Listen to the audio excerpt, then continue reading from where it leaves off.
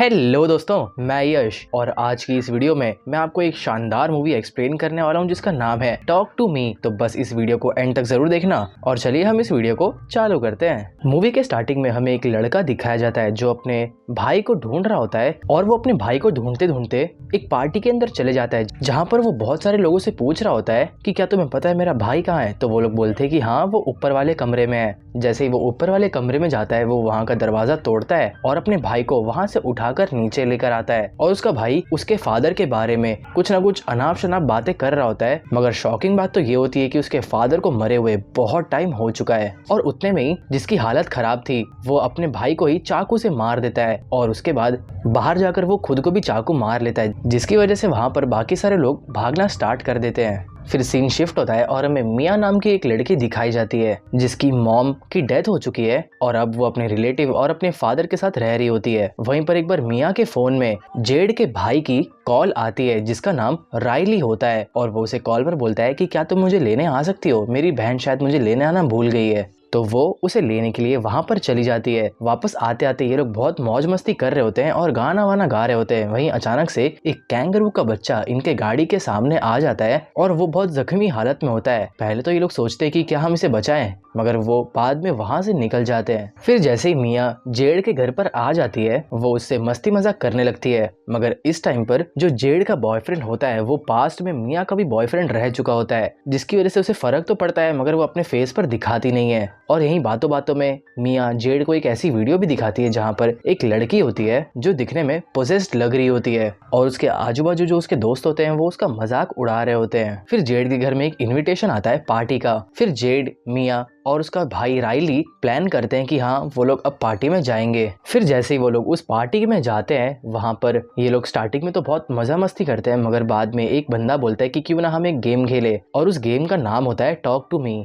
वो लोग एक हाथ के स्ट्रक्चर में स्टैचू को टेबल पर रख देते हैं और मिया को बोलते हैं ये वाला गेम खेलने के लिए और वो गेम खेलने के लिए मान भी जाती है। मगर जैसे ही वो उस स्टैचू वाले हाथ पे अपना हाथ मिलाती है और बोलती है टॉक टू मी, तो उसके सामने बहुत ही अजीब सा बंदा दिखता है उसको, जिसे देखने के बाद वो बहुत ज्यादा डर जाती है और वहां से डर के मारे अपना हाथ हटा लेती है। मगर इन लोग का रूल होता है कि 90 सेकंड से पहले हाथ नहीं हटाना, तो वो वापस उससे हाथ मिलाने लग जाती है और इस बार हाथ मिलाते ही वो बोलती है आई लेट यू इन। इसका मतलब जो भी डीमन होता है ये उसे अपनी बॉडी का कंट्रोल दे रही होती है। फिर जैसे ही वो उसे परमिशन देती है वो राइली की तरफ देखती है और वो उसे बोलने लगती है कि वो तुम्हें पसंद करता है और वो तुम्हारे पीछे खड़ा है, जिसे सुनने के बाद राइली की बहुत ज्यादा फटने लग जाती है और वो बहुत ज्यादा डर जाता है और उसी के साथ साथ उसके बाकी जो दोस्त होते हैं वो भी डरने लग जाते हैं। और यहीं पर मिया उसे वो भी बोलती है कि तुम्हें यहाँ से भाग जाना चाहिए, मगर इतने में ही 90 सेकंड्स पूरे हो जाते हैं और उसके जो बाकी दोस्त लोग होते हैं वो लोग उसका हाथ उस स्टैचू से हटवा रहे होते हैं और वो लोग मोमबत्ती को भी बुझा देते हैं, जिसकी वजह से मिया वापस होश में आ जाती है। फिर हमें रात का सीन दिखाया जाता है जहाँ पर अब ये लोग उसी घर में सो रहे होते हैं जहाँ पर इन्होंने ये सारे कांड किए होते हैं और यहीं पर राइली को नींद नहीं आ रही होती, तो वो सोचता है क्यों ना मैं अपनी बहन के साथ जाकर सो जाऊं, मगर उसकी बहन उसे मना कर देती है और बोलती है कि नहीं तुम यहाँ नहीं सो सकते। तो वो चले जाता है मिया के पास सोने के लिए और फिर राइली मिया से पूछता है कि जब तुमने ये सब चीज बोली तब तुम क्या फील कर रहे थे। तो वो उसे बोलती है कि मुझे ऐसा लग रहा था कि मैं हवा में तैर रही हूँ और यही सब बातें उसकी सुनते सुनते राइली सो जाता है, जिसके बाद वो उसका फोन और उसके कान से एयरपॉड्स निकालती है और बाजू में रखती है और उसके सर पर एक बार हाथ घुमाती है और वो जैसे पहला हाथ घुमाती है वो तो नॉर्मल होता है, मगर जैसे ही वो दूसरी बार हाथ घुमाती है वो हाथ एक डीमन का होता है। और इसका मतलब ये है कि जो डीमन मिया के अंदर उस टाइम पर आया था वो अभी भी उसके अंदर ही है। फिर हमें अगले दिन का सीन दिखाया जाता है जहाँ पर जेड के घर पर आ जाते हैं और फिर ये लोग थोड़ा टाइम बाद वापस वही डीमन वाला गेम खेलना स्टार्ट कर देते हैं और सब लोग बारी बारी गेम खेल रहे होते हैं और ये लोग एक दूसरे का वीडियो भी बना रहे होते हैं और बहुत एंजॉय भी कर रहे होते हैं। उतने में ही जो जेड होती है वो इस गेम को खेलने से मना कर देती है और राइली बोलता है कि मुझे भी एक बार इस गेम को खेलना है, मगर जेड उसे मना कर देती है, जिसके बाद उसे एक कॉल आता है और वो वहां से बाहर चली जाती है। फिर उसके बाद मिया जो होती है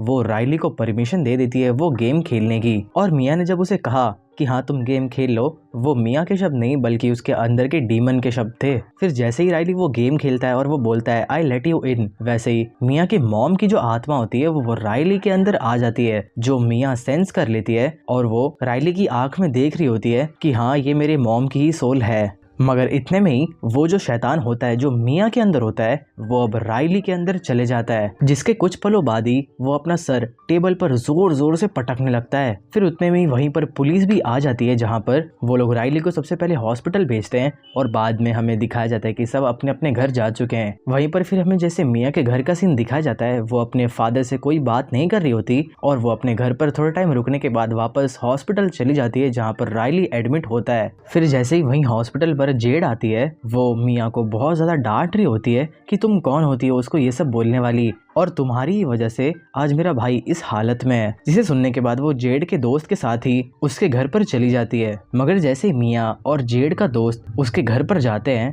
वो दोनों वहां जाकर सो जाते हैं और नींद में मिया देखती है कि उसकी मॉम उसके सपने में आई हुई है, और वो जैसे ही अपने नाखूनों को देखती है वो भी बहुत ज्यादा टूटे फूटे और अजीब से दिख रहे होते हैं। जिसके बाद जैसे ही वो अपनी नींद से उठती है, वो सोचने लगती है कि हाश अच्छा हुआ ये एक सपना था, और उतने में ही उसे किसी और इंसान की भी प्रेजेंस फील होने लगती है। और जैसे ही मिया उसे देखती है, वो डीमन उसके पास आना स्टार्ट कर देती है और वो जो उसका दोस्त होता है उसके पैर को अपने मुंह में डाल लेती है। मिया उसके दोस्त को बहुत उठाने की कोशिश करती है, मगर उसका दोस्त जैसे ही अपनी नींद से उठता है और वो देखता है कि उसके पैर के पास कौन है, तो वो मिया ही होती है, और वो मिया ही उसके पैर को अपने मुंह में रखी हुई होती है। फिर हमें जेड का सीन दिखाया जाता है, जहाँ पर वो अपने भाई को साफ कर रही होती है और उतने में ही राइली जो होता है वो उसके हाथ को जोर से काट देता है और उसके बाद हंसने लगता है। और इतना ही नहीं, वो अपने सर को वापस दीवार पर मारना स्टार्ट कर देता है। और वहीं दूसरी तरफ डीमन मिया को कन्विंस करने की कोशिश कर रहा था कि तुम राइली को इस दुख से मिटा सकती हो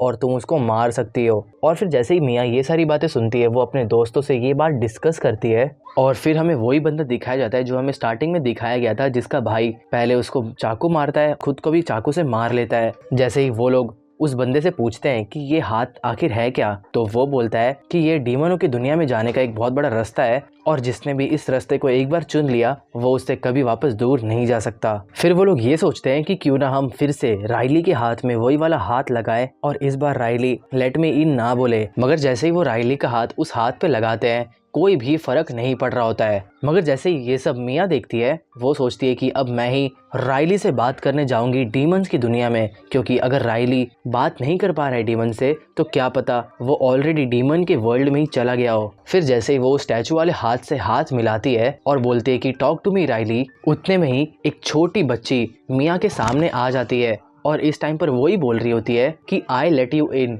और उल्टा मिया ही डीमंस की दुनिया में चली जाती है। जिसके बाद वो वहाँ पर राइली को देखती है और वहाँ पर राइली डीमन से बहुत ही ज़्यादा टॉर्चर हो रहा होता है, और मिया थोड़े टाइम बाद वापस असली दुनिया में आ जाती है। जिसके बाद वो बहुत ज़्यादा डरी हुई होती है और वो अपने घर में आ जाती है। जिसके बाद उसका जो फादर होता है वो उसे बोलता है कि मेरे साथ आकर बैठो, और वो मिया को उसकी मॉम का एक खत सुना रहे होते हैं। मगर जैसे ही उसके डैड उसको खत सुनाना चालू करते हैं, कुछ टाइम बाद वो अपने डैड को हक करने जाती है और उसको दूसरे वाले कमरे से उसकी मॉम की सोल की प्रेजेंस वापस फील होती है। जैसे ही वो उस कमरे में जाती है, उसकी मॉम उसे बोल रही होती है कि तुम्हारे फादर सिर्फ झूठ बोल रहे हैं, और उसे कंटिन्यू की आवाज आ रही होती है। उतने में ही जो डीमन होता है वो उसके डैड के बॉडी में घुस जाता है और वो मिया पर ही हमला कर देता है। जिसके बाद मिया अपनी प्रोटेक्शन के लिए एक कैंची उठाती है और वो उसके गले में डाल देती है। मगर ये सब सिर्फ मिया का एक वहम होता है, और उसका फादर असल में उसके पास आया होता है और उसने गलती से अपने फादर को ही मार दिया होता है। फिर ये सब होने के बाद मिया जेड को फ़ोन करती है और बोलती है कि मैं बहुत ज़्यादा टेंशन में और डरी हुई हूँ, क्या तुम प्लीज़ मेरे घर पर आ सकते हो। तो वो उसे बोलती है कि हाँ ठीक है, मैं अभी आती हूँ।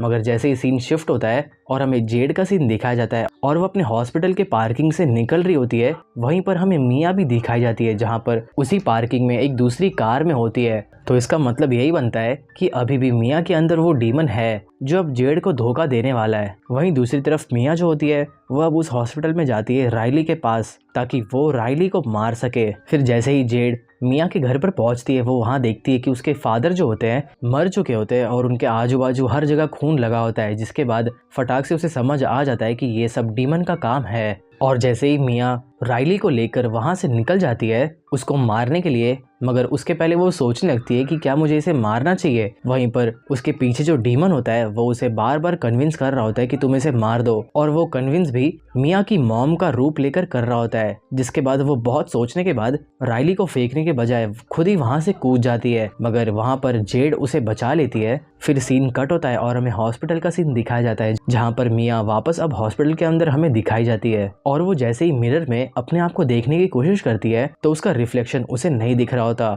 और इसे तब रियलाइज हो जाता है कि अब मैं डीमन के दुनिया में फंस चुकी हूँ। और उस बिल्कुल काले अंधेरे में उसे एक मोमबत्ती की रोशनी दिखाई देती है। जैसे ही वो उस रोशनी के अंदर जाती है वहाँ पर उसे एक हाथ दिखाई देता है, और फिर जैसे ही मिया उस हाथ को पकड़ती है इस समय कोई और बंदा आई लेट यू इन वाला गेम खेल रहा होता है, और इस बार डीमन खुद मिया होती है। और यहाँ पर हमें समझ में आता है कि राइली की जान बचा ली मिया ने, और उसने अपने आप को सैक्रिफाइस कर दिया। और इसी सीन के साथ यहीं पर मूवी की वाली एंड हो जाती है। तो भाई आपको इस मूवी की स्टोरी कैसी लगी मुझे कॉमेंट्स में जरूर बताना, क्योंकि भाई मुझे तो बहुत पसंद आई इस मूवी की स्टोरी। और अगर आपको एक्सप्लेनेशन में भी थोड़ा कुछ अच्छा लगा हो या फिर बुरा लगा हो तो आप मुझे कॉमेंट्स में बता सकते हैं, मैं उसको इम्प्रूव करने की बिल्कुल कोशिश करूंगा। मिलता हूँ सीधा आपसे मैं अगली वीडियो में, तब तक के लिए गुड बाय, जय हिंद।